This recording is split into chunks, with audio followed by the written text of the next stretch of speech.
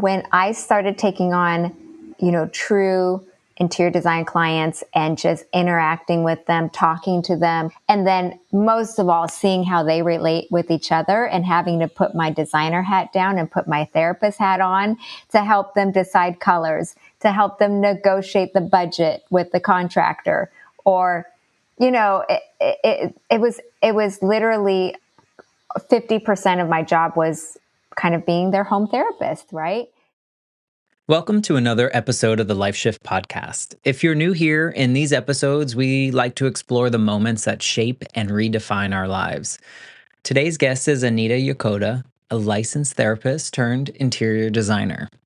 Anita's story is a testament to really embracing change and finding a way to follow your passions and allow life to kind of steer your path, even when it kind of goes away from that original plan.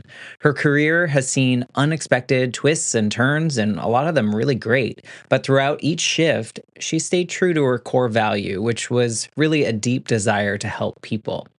Her journey began in a home buzzing with creativity and design. She was the daughter of an architect and a watercolor artist, and born into a world where relationship dynamics and design were common topics. This early exposure kind of laid the groundwork for her unique career path, where she later merged her design passion with her interpersonal dynamics expertise. What began as a passion project blossomed into a thriving career. Her unique design approach, which prioritizes the relationships within a space, stems from her therapy work. She realizes that the spaces we inhabit and the relationships we form within them are deeply interconnected. Before we start the episode, I want to thank Brian and Dream Vacations for sponsoring one episode a month. There is a tier on the Patreon page where you can sponsor 1 or 2 episodes a month. I also have tiers that are $3 or $5 that will give you access to different things. And really, the Patreon is there to help me as an indie podcaster doing this all myself to be able to cover some of the costs of the equipment and some of the software that I use, or to try to grow the show through marketing and those kind of things. So if you're interested in supporting the show directly, please head to patreon.com/The Life Shift Podcast. And if you're interested in an amazing deal on a vacation or something like that, reach out to Dream Vacations, my friends Trapper and Shane, and the link is in the show notes, or you can follow them on Instagram and Facebook at Your Vacation Heroes. So without further ado, I want to introduce you to my friend Anita Yokota. I'm Matt Gilhooly, and this is The Life Shift, candid conversations about the pivotal moments that have changed lives forever.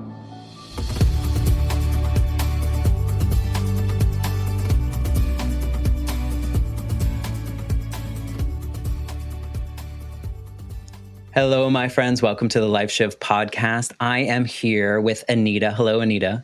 Hi, Matt. I appreciate you being a part of the Life Shift podcast. This is a few months in the making. In the life of a podcaster, sometimes like these months slip by really fast. And I know that you've been on multiple podcasts before sharing your story, but hopefully we have a different kind of conversation today on the Life Shift. I really enjoy, and I know the listeners enjoy, kind of picking apart, in a good way, the before and afters of some of these pivotal moments that either happen within us or happen to us or happen around us.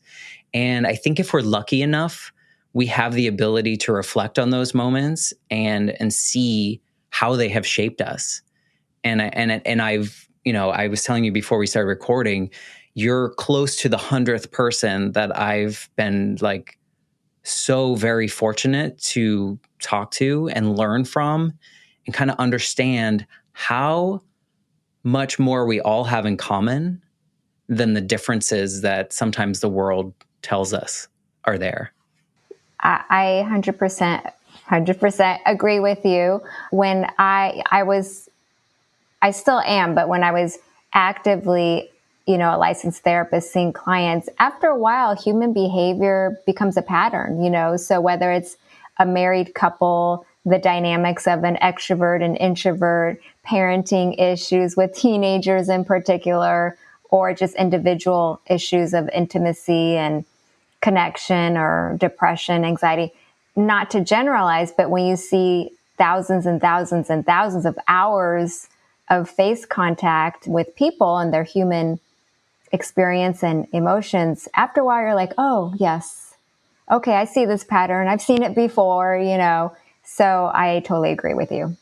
What's fascinating about that, and then we'll get into your story, is I just, having been through like a long grief period after losing my mom, and then, within that, moments of depression and anxiety and those pieces, I recall feeling so alone.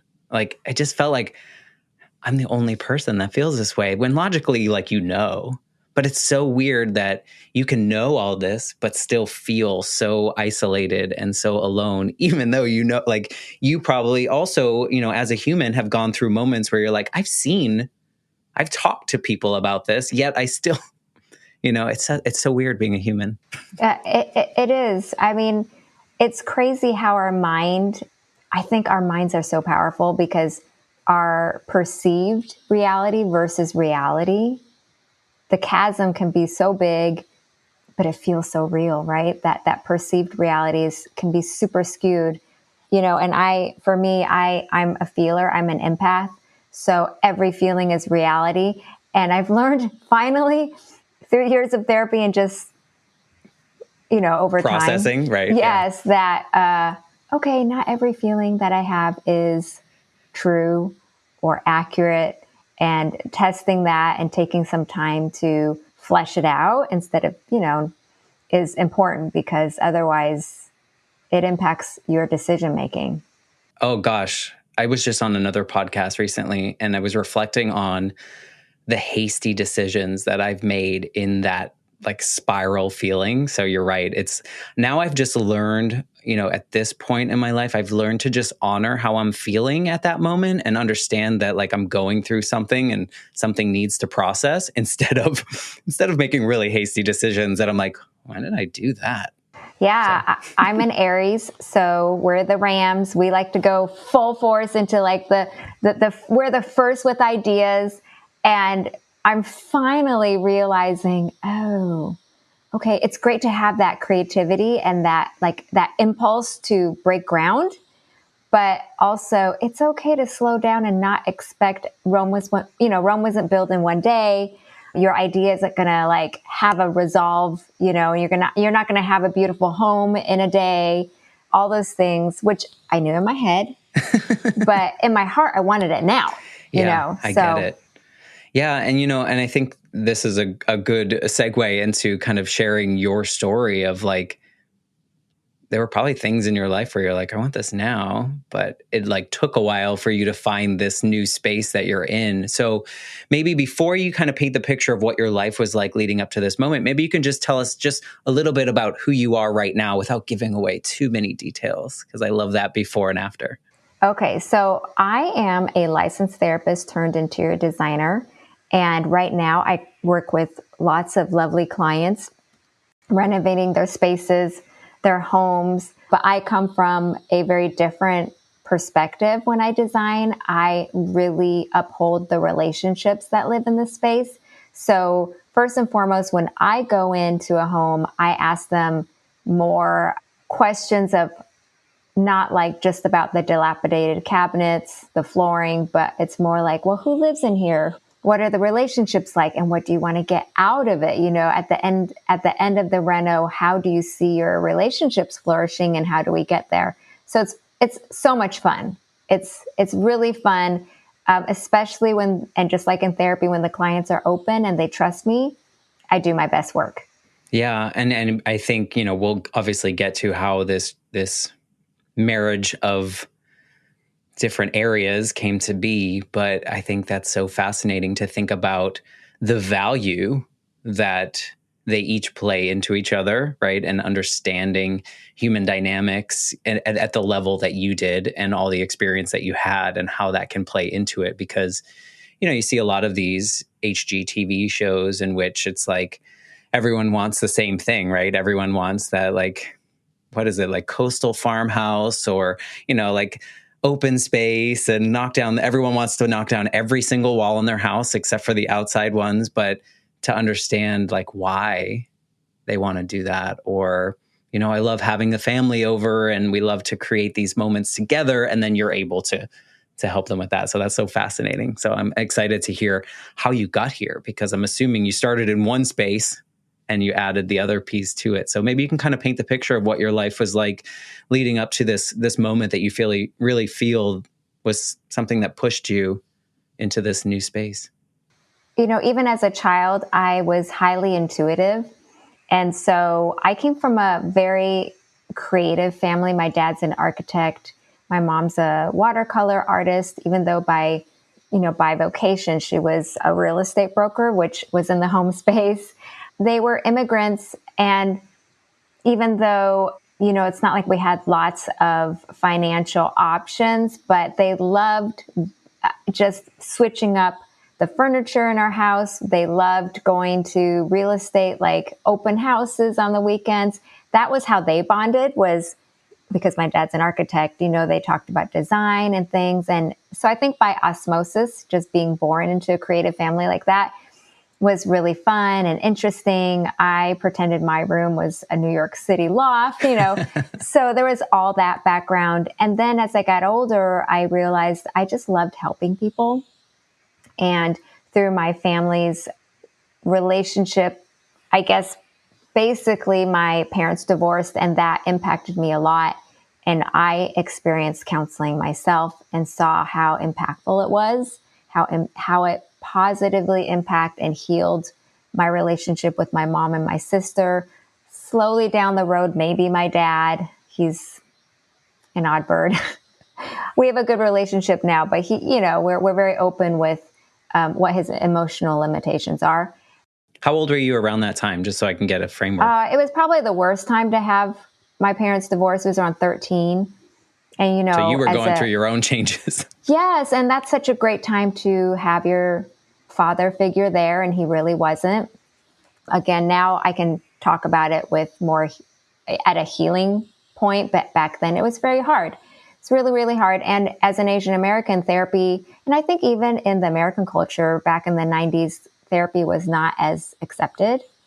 No, it was like almost like a shame. Even my own experience, like with a dead parent, it was like you do the checkmark counselor at school, but like no one's taking you to therapy because what are you going to uncover, right? Yes. Like everyone's afraid of that. Yes, it was such a stigma. But good for you. I mean, I have to credit my mom. So she, again, had the wherewithal to take us to family counseling because she really cared about our emotional health and our mental health. And so that was our first experience with counseling. I saw how it helped me and I wanted to help others. So in college, I majored in psychology, got my graduate school degree here in California, and was just, on my way to become a therapist. And, I thought that was mapped out and that's it.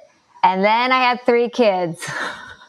And that really... You were doing the American dream thing. You were doing like, you go to college, you get this great degree, you get your graduate degree, you probably like met somebody, you got married, like you're checking all the boxes.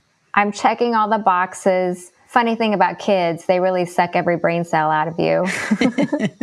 So in a good way or bad way? In a really great way.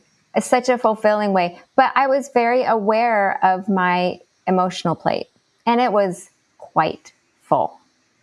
So after my 3rd baby, my sister is my biggest art director, cheerleader. She's my everything. We're 18 months apart, and I'm older. But she, we would just have conversations, and I said, I don't know if I can go back to doing counseling because I don't know if I have the emotional bandwidth to take care of them and take care of myself and take care of my family. So she said, you're so into design. All your friends are always asking you where the best home goods are. Like you're just that design friend. And I'm like, she's like, start an Instagram account. I'm like, no one's going to see me on Instagram. What are you saying? And at the time, my furniture was baby spit up, like it just was like, it was not aesthetic. You were just surviving. You had 3 kids. I was just surviving, but I still had that passion to help my friends and still decorate my home in the season that I was in. So that was my pivotal moment, was one particular conversation with her. I remember just driving. I was, it was hands-free, but I was driving and she was talking to me in the car, and it was down the street in my, getting to my house. So actually every time I pass that point, when I'm making that curve towards my house, I think of our conversation. That's amazing. Yeah. So talk about pivotal moment. Yeah. Was that something that was ever like, I guess part of me thinks, there are some careers that people have that you're like, how do they do that? Like, how do they get paid to do that? Was that ever like, because like when you think of a therapist or a counselor or a medical health professional, what's the right term? I'm sorry. Clinician. Okay. Therapist, licensed therapist. Licensed therapist. There we go. You look at that on paper, you're like, yep, get it. Schooling, everything good, golden. But then there's these other careers like a designer or interior designer. You're like, there are degrees and there are things like that. But also, was there part of you that thought that's like never considered that because you're like, that can't be a career. I like to do it, but can that be a career? Or were you inspired? It was, honestly, it was that Aries Ram moment of like, well, I'm just going to try it. My sister Gloria says to try the Instagram account. So I hadn't even thought that far about career. Had you ever thought about doing design for others? Honestly, it wasn't until things started like naturally falling in place that I'm like, oh, people would ask me to help them. And if you were to think back on it, and I did get paid for a few of them, you know, so, but again, I had my full-time day job. So to me, this is just like a moonlighting, like a passion job, a passion project. I never thought, oh, I'm going to pivot now. It just didn't get to that point until I made the leap of faith of like, okay, I'm actually just going to try this Instagram thing. And honestly, I didn't even think even in my mind, I'm like, at the time, I didn't even think about social media influencer, nothing. All I thought about was, I want to share my creativity. Okay. What was the first thing you did? Oh my God, you would laugh so hard. Tell me, I want to laugh. Oh my God. So we had 2 microfiber sofas because we had to get microfiber because we had babies. How old were your kids at the time? At the time, I had a 5-year-old, a 3-year-old, and my third baby. So this is kind of when I started Instagram. Yeah, okay, a little bit older, maybe like a 7-year-old, a 5-year-old, and a newborn. Wow. Yeah. So you needed microfiber. Okay. Totally. And it was green and it was big and poofy, it was like 2 lazy boy sofas. Right. Like you went to Rooms to Go and you're good. Yes. This is really dating me, but I don't know if people remember Levitt's, but it was Levitt's. It's okay. JCPenney Levitt's. We've whatever. all been there. We've all been there. So it was great, though, for our family style. So I overcompensated by going to Target and just stuffed the sofa with tons of pillows. And I had started my account during Thanksgiving. So it was all kinds of holiday, I'm so proud of myself, right? Like I didn't know social media. I didn't know taking pictures, but I used my Canon. I used the nicer picture. And at the time, I didn't know this, but most of the decor niche used their iPhones and stuff. So my quality ended up being a little bit better. And I often I wonder if that's what set me apart a little bit. But honestly, it was literally just listening to my sister and going, okay, I'll try it. I'll start an Instagram account. But even with the social media part, it wasn't like, I'm going to be an influencer. I'm going to be a content creator. No. So you're leaning into that and you're kind of starting to build something. At what point did you realize like both of these worlds could actually work together? Like, was there something that like was like, oh, I got it now? When I started taking on, true interior design clients and just interacting with them, talking to them, communicating and then most of all, seeing how they relate with each other and having to put my designer hat down and put my therapist hat on to help them decide colors, to help them negotiate the budget with the contractor, or, it was literally 50% of my job was kind of being their home therapist, right? So that's when I'm like, oh, and then so many things came back to me because when I was an intern, as a licensed therapist, I would do home visits. And even in my home visits as a therapist, I was helping people organize their front entryway because that was where the parents screamed the highest and the loudest at the kids, for cleaning up. That's so interesting. Even in a private practice office, we would always talk about certain areas in the home, making that the neutral communication hub. So I was doing so much of my interior design method now, but I really think it was born out of those sessions. It was crazy to think how the universe knew way, way before I did. Yeah, it's so interesting because it logically makes so much sense, right? Like, because especially now, people spend so much time in their houses, and Yes. and to understand how we can use these to serve us better as humans is like, it's not just like, what backsplash did you choose, but how is that choice going to affect you and your feelings, and what is it going to elevate in you in those kind of moments?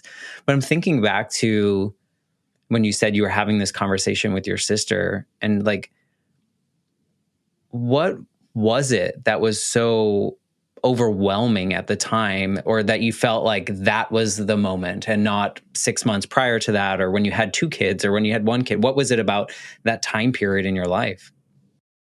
I think I was 98% ready to say I need a break from doing therapy, but I didn't know where to land and what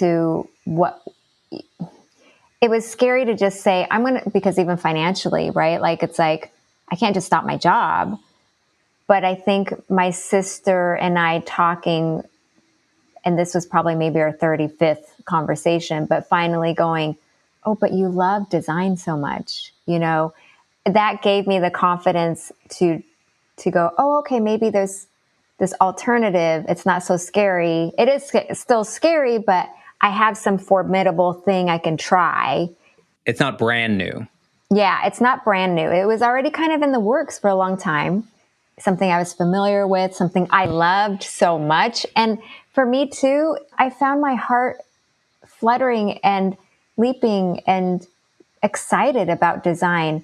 But I felt a little guilty feeling this, even though I didn't have to feel guilty, but just straight sitting in an office, talking to clients and helping them in that manner, that environment just made me bored to tears. It was not creative. I just wasn't as happy.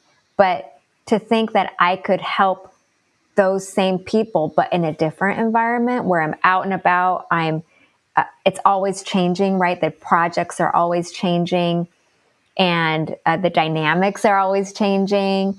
That was very exciting. No, it's, I don't know if you're going to want to admit this out loud, but I think when you are serving someone so much, or serving a lot of people so much, and then, you're hearing very similar things, and as someone that is like an empath, you're absorbing a lot of that. Yeah.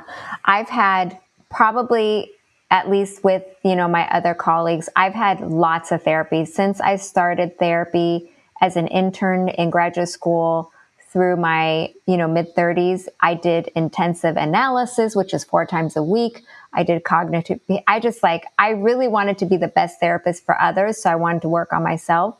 But even so, you're human. So as an empath, you're just absorbing so much. And by the end of the night or by the end of the week, I was just dead.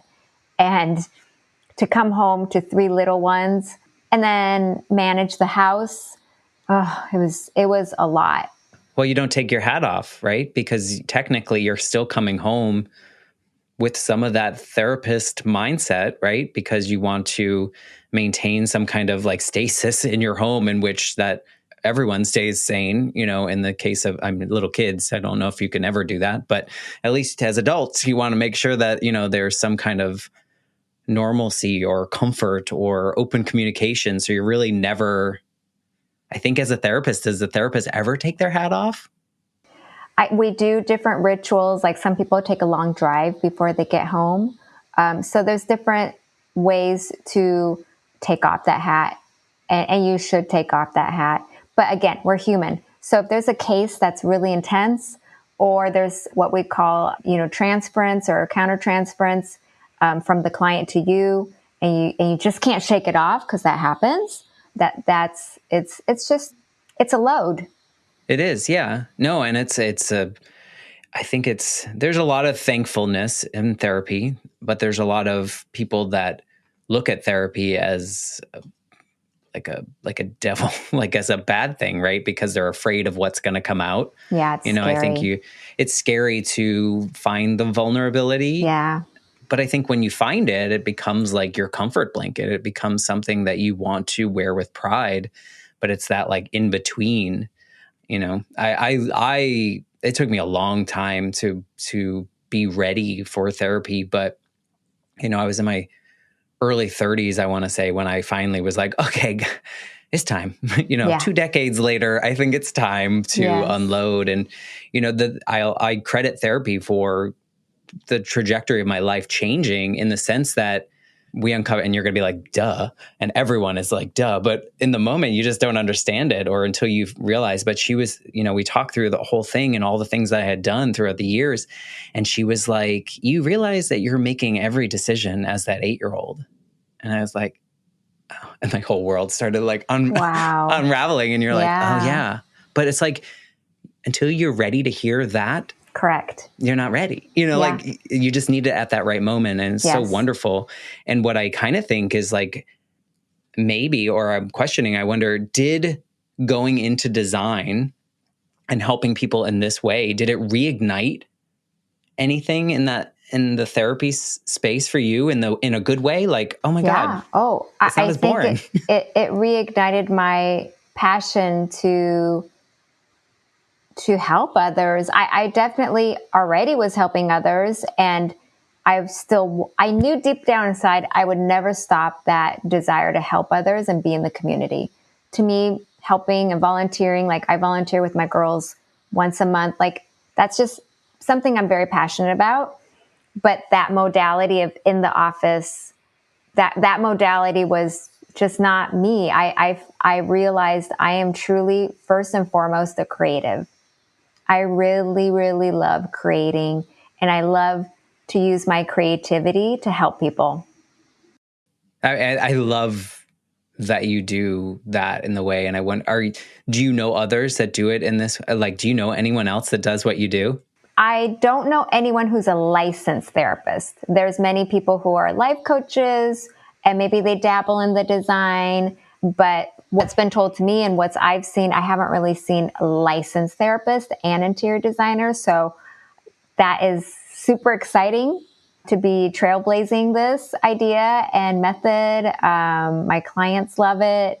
My audience loves it. And I love helping people. That's really bottom line.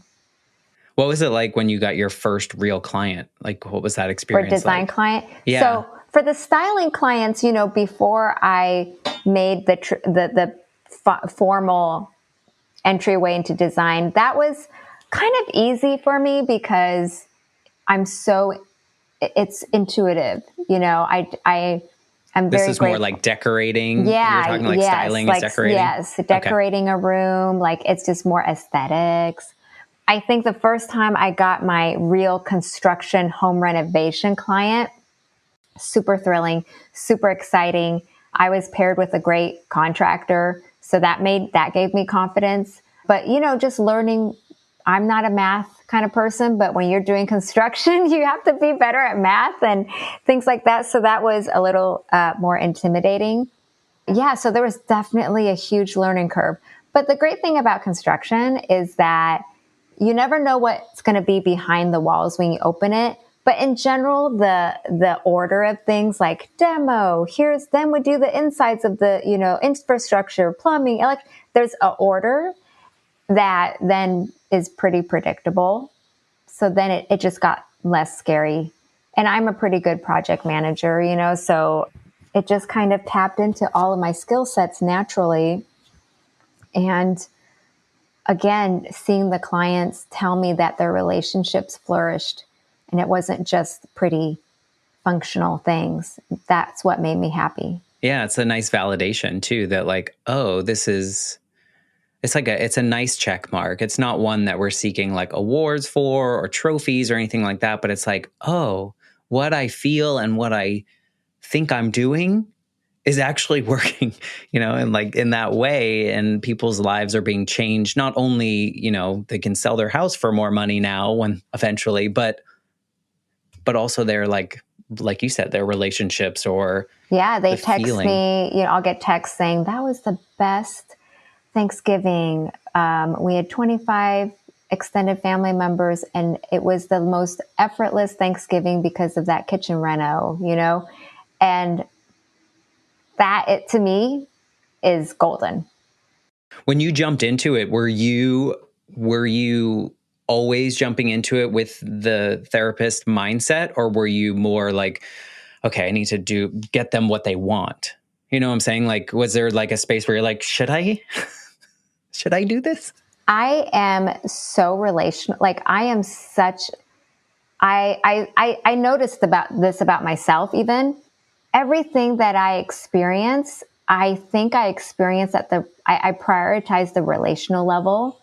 So when I'm asking questions, even on our first visit with clients, it's almost like I'm giving them an intake form from the therapy, our first intake session, same thing. So part of it is just my training when I'm with people and I'm asking questions about how they live in the space. Because even when I was in the office, I would ask, how's this space serving you? You guys are telling me you're fighting all the time in the front entry, or you're telling me you're fighting in the little bathroom with one sink.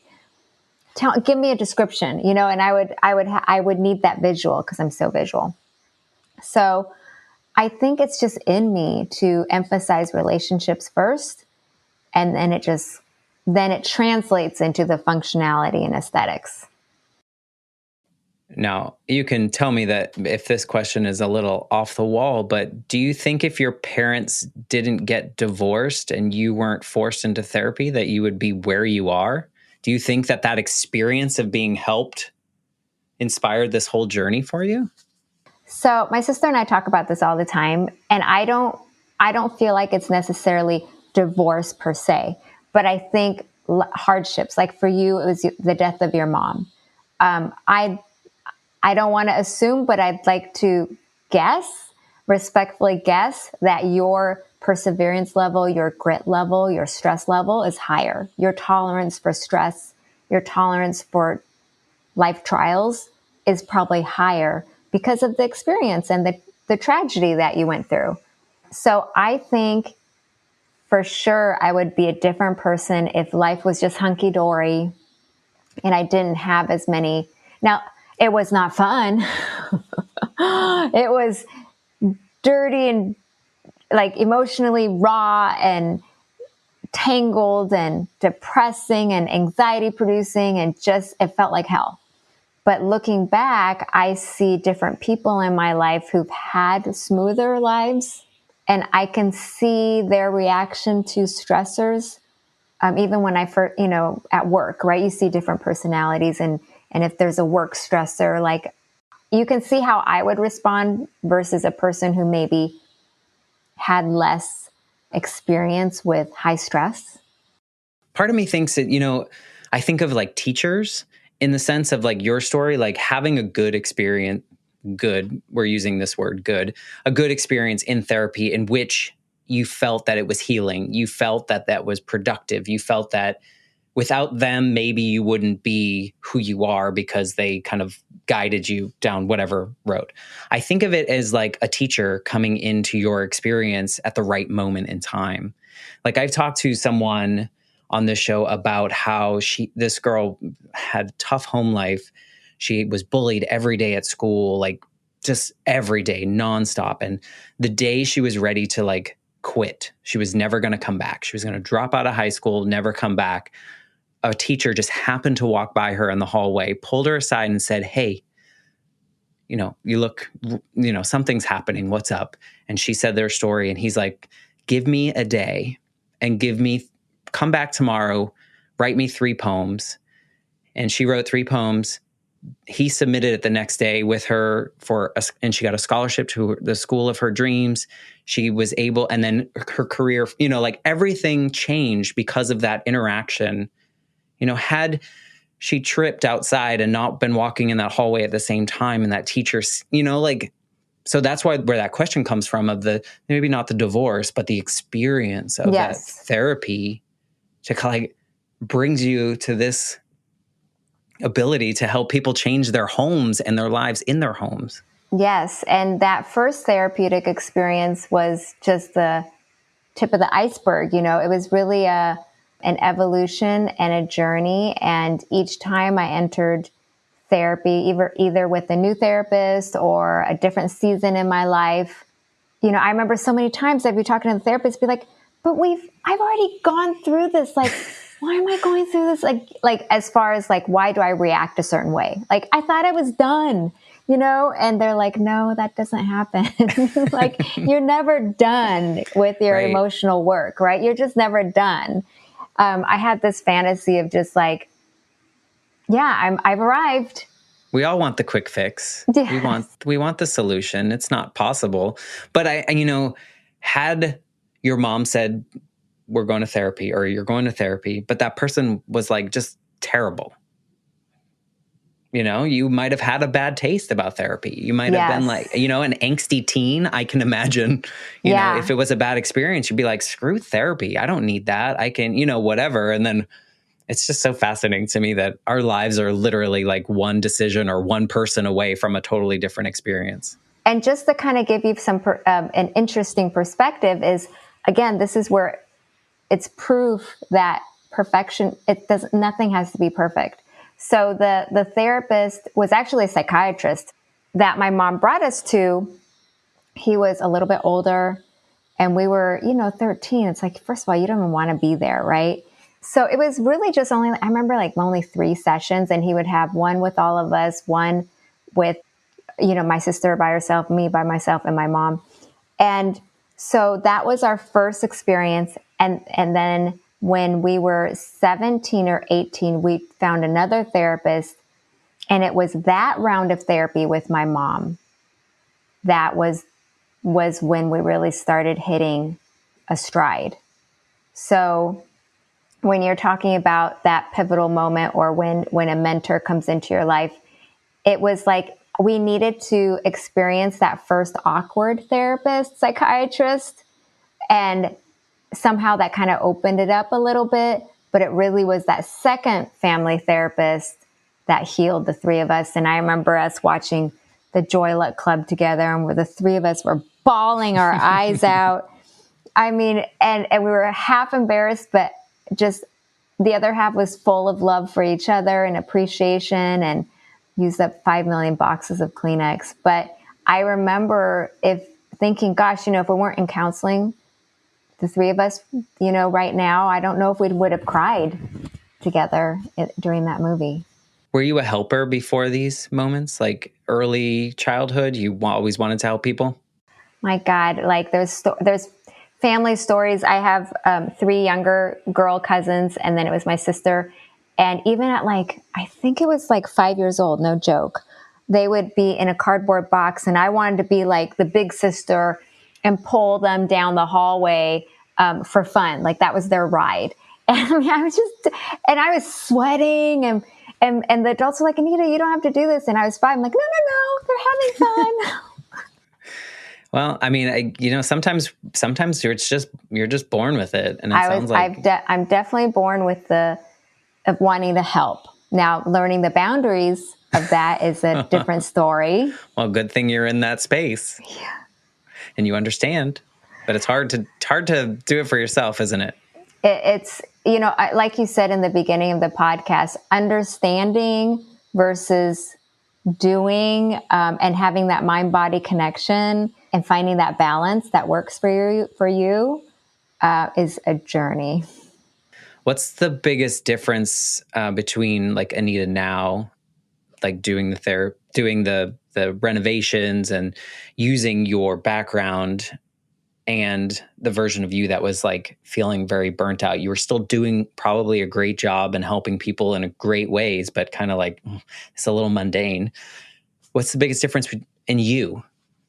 I think there's being just fully owning my creativity and not being afraid that it's a lesser than perfect. I mean, how do I say this?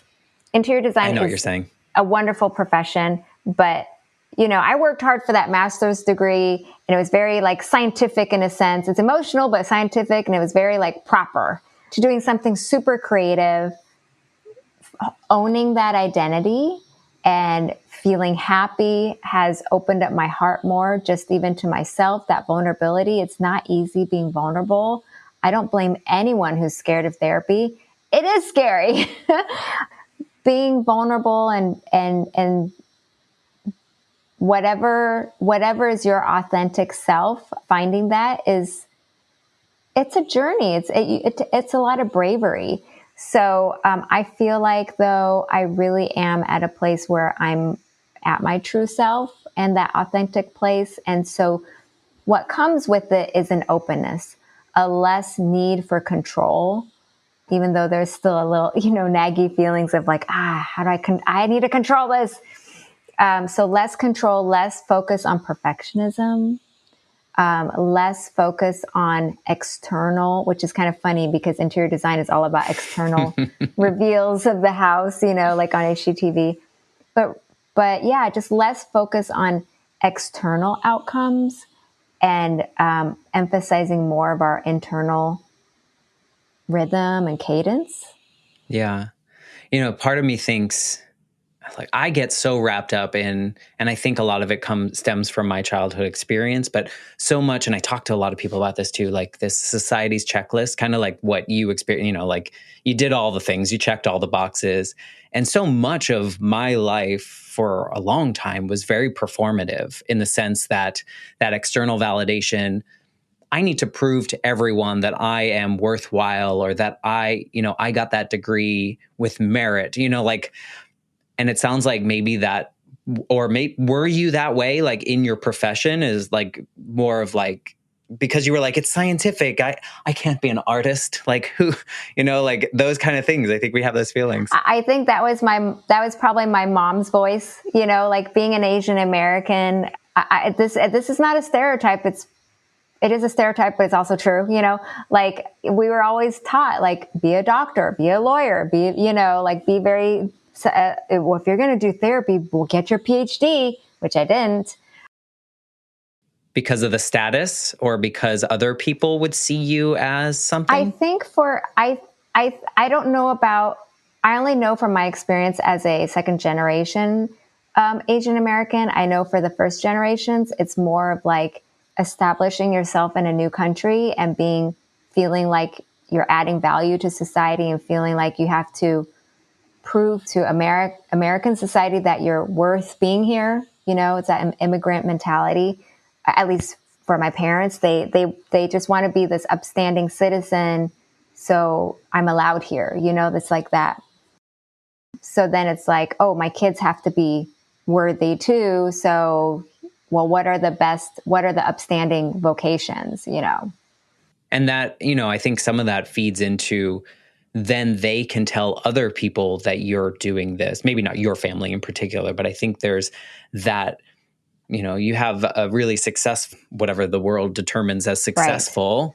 Right. Yes. Child, you can talk about that and like, look, it feels very performative in the way that a lot of people operate. And so that's kind of like where my question early on, when I was like, how do people get to that career? And like, is that a career? And, and then like, I feel like we were just like brought up in this as a creative or an artist. That's not real. Like it's like fantasy. Oh, yeah, it is fantasy. But as you can see, plenty of people, even in the interior design industry, majority is self-taught. You look at all these really successful interior designers, majority of them are self-taught. So that gave me the freedom, knowing that they were self-taught, that I could delve into this profession without going to get another degree. Because just time and energy and money wise, I was like, I can't do it. I don't want another degree. And that's what I did during the pandemic, but that was good for you, it sounds like. Yes, I got the degree mainly because I thought my brain was turning to mush because I was not doing anything. And so, but I got this podcast out of it. And I feel like this is the journey that I never knew that the 8-year-old in me needed to have these conversations with people. And, I think your story is so fascinating because it just shows you that there are connections that most people would not even imagine that can work together, and that you might be super passionate about something and you might be really smart in a particular area. There actually might be something that people can put together to create their own world that you're creating your own world. And now I bet there are people that are looking at you and going, that's possible. Like you're creating possibility. Yes. I had a conversation with one of my professors in graduate school in therapy in my graduate program.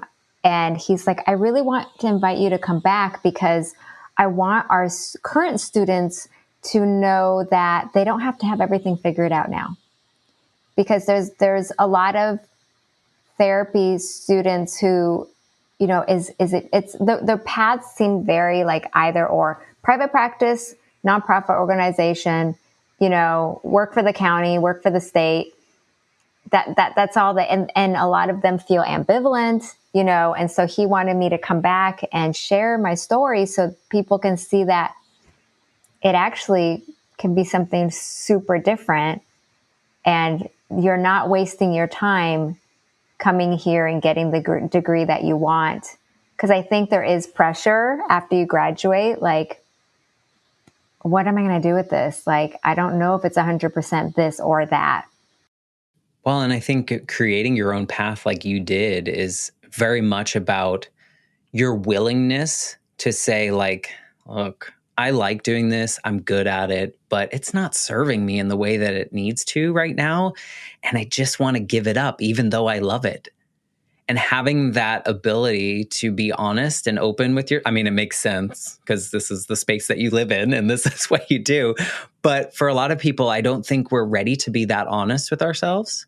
It took me a while, I would imagine. Even with me, it took me a while because I felt guilty that I was leaving something that I worked so hard for. It was so many hours of, especially the state of California requires a lot of hours, face-to-face contact with clients to meet the requirements.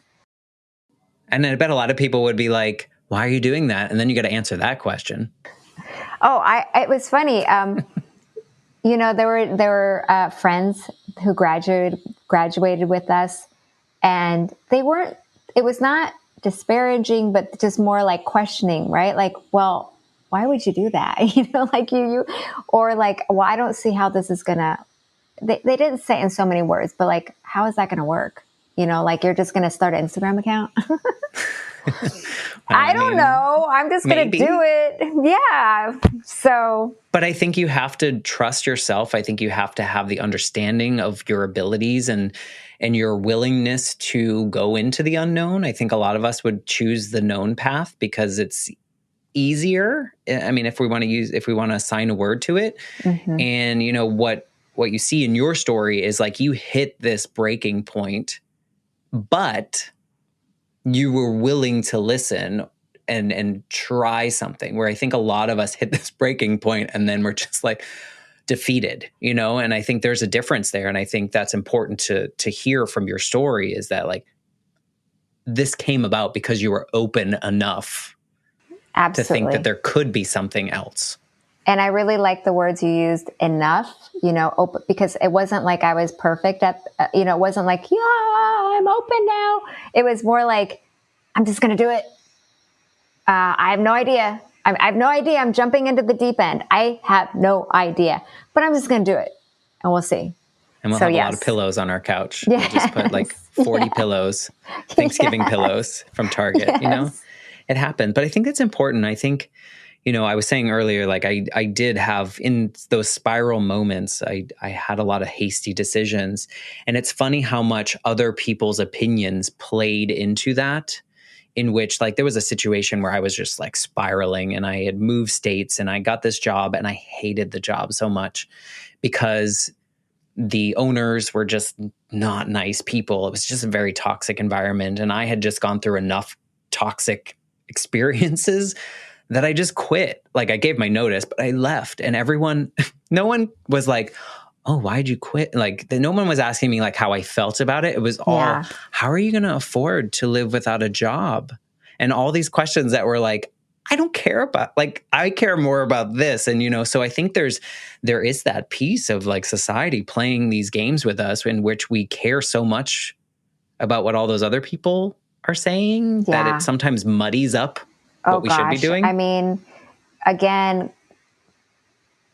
when you say performative or how we are supposed to look or appear or function, it's just human, right? Like it's just human to do that. But it's been a huge journey for me to shed that skin. And I continue to have to re-shed many times a day. Yeah. And being on social media is not easy. I'm not a Gen Zer, so like just having to talk myself through that is a daily routine. No, I love it. I love your story that, I don't know, I think it's so cool to find two passions and be able to merge them together. And I think that there are people listening that probably have those two things. They have two things that they could put together and be a trailblazer. My biggest encouragement, because I get a lot of questions like, well, but how did you make that? How did you make the pivot? How did you make the change? And I said, I was just willing to listen to my intuition. One step at a time. One step at a time. And if you go with your gut, and there were trial and errors, but if you really just go with your gut, I went with my gut. I just went with my gut and I was open. That's scary though, going with your gut. It's super scary.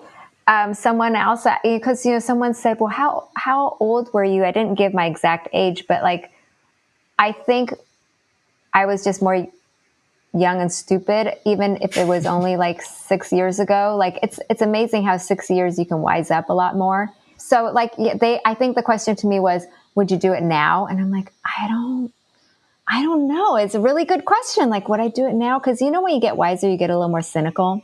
Yeah. But also you're not in the same emotional state about your experience. So it's like, it's hard to compare that. I mean, I feel like if I'm in a not desperate, but if I'm in a space in which like I need something to change, you don't need something to change. So it'd be hard to like make this pivot right now and get back in that feeling of like, desperation is not the right word, but it's like, is there something else? Like I need something else. Exactly. Give it to me. I feel like we're more willing to take those little make a little Instagram account, start posting pictures. People are paying attention. Maybe I should post a little bit more. And then it's kind of like podcasting in a sense, like I'll never go back and listen to my first couple episodes just because you're like, you don't know how these conversations are. You don't know what your voice is. You probably didn't know like how to approach this. Like, I don't want this to feel like therapy, but it is, and then you find your space and then you create it. And now you're here inspiring others by both your work, but also just by what you're doing. I think it's so cool. Thank you. Thank you so much. Yeah.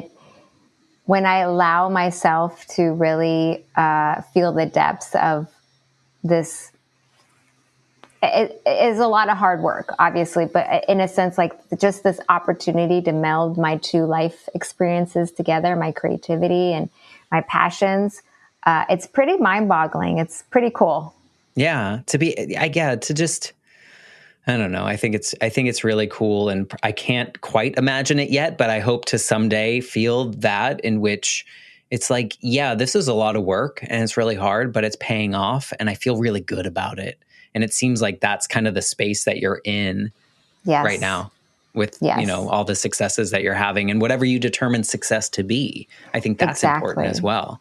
Yes. Right? Yeah. And not what your mom thinks it is. 100%. I was just going to say that what success is to me versus what others that are important to me perceive, or what my old self perceived versus what my current self perceived, because there's a lot of that going on. So that, I've come to a point where it's like my mom's external voice is not really there anymore, but it's the old Anita or it's the small Anita. Those voices are still mini battles every day. Yeah. And I mean, I think that's healthy, though. I feel like, we don't want to be up in the clouds all the No. time.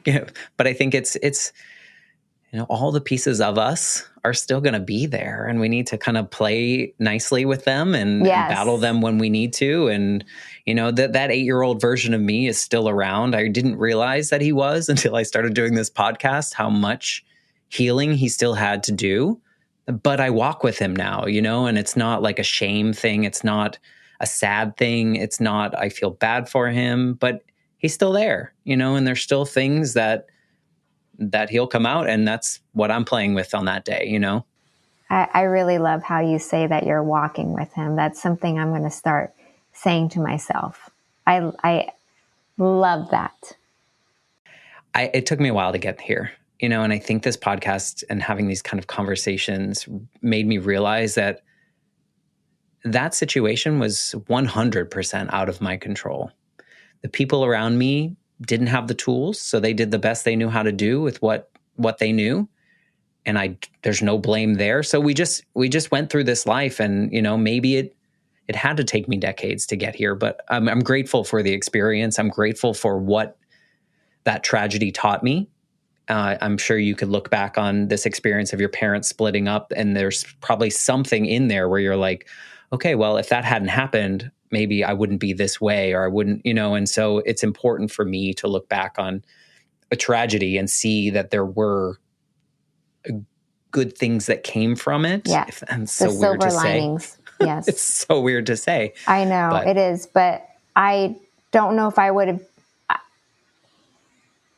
Yeah, there's so many details, but I don't know if I would trade. Maybe the intensity could come down a couple notches, but I don't know if I would trade my own life experience. Right? It's made me who I am.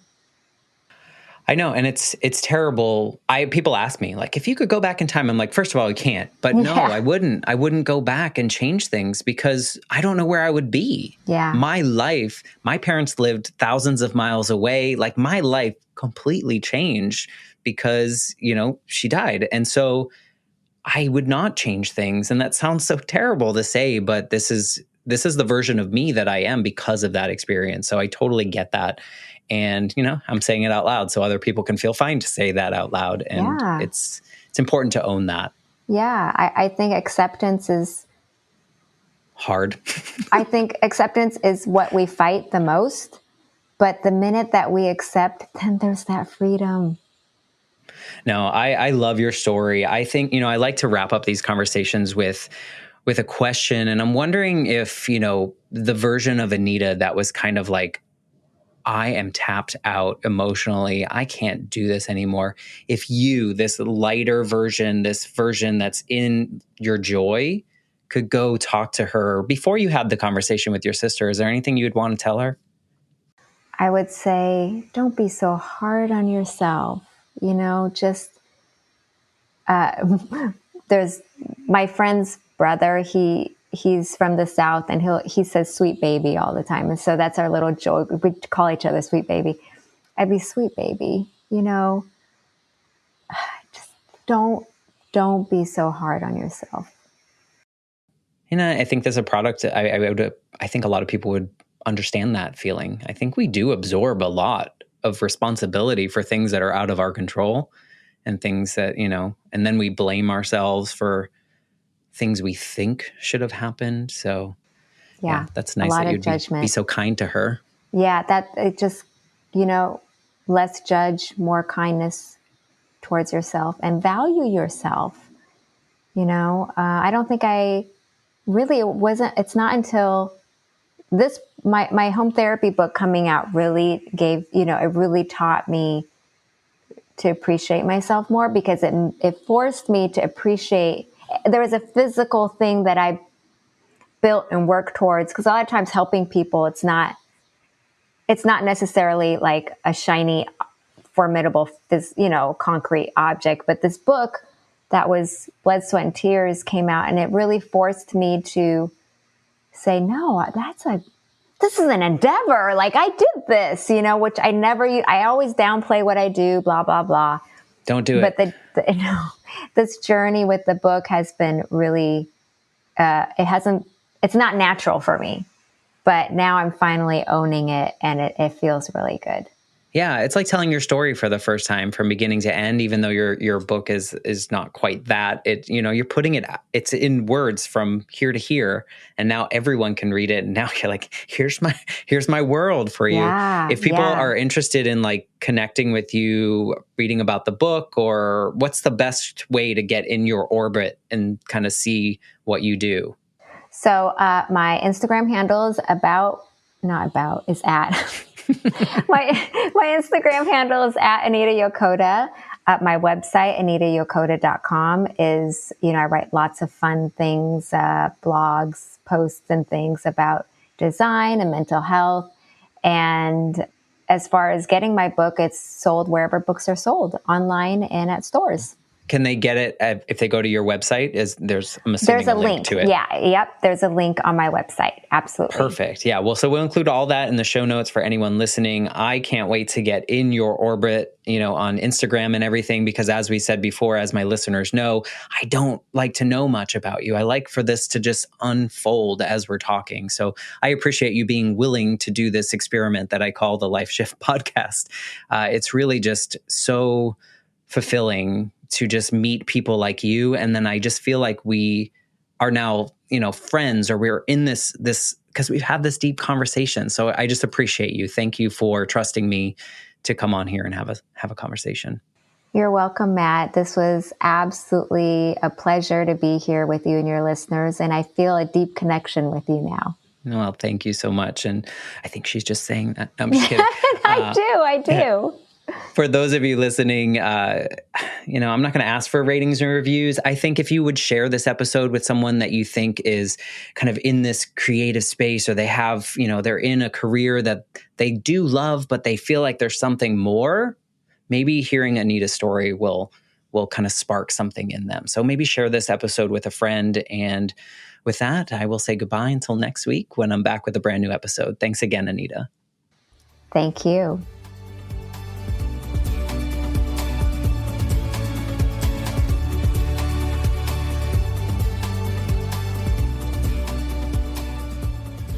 For more information, please visit www.thelifeshiftpodcast.com.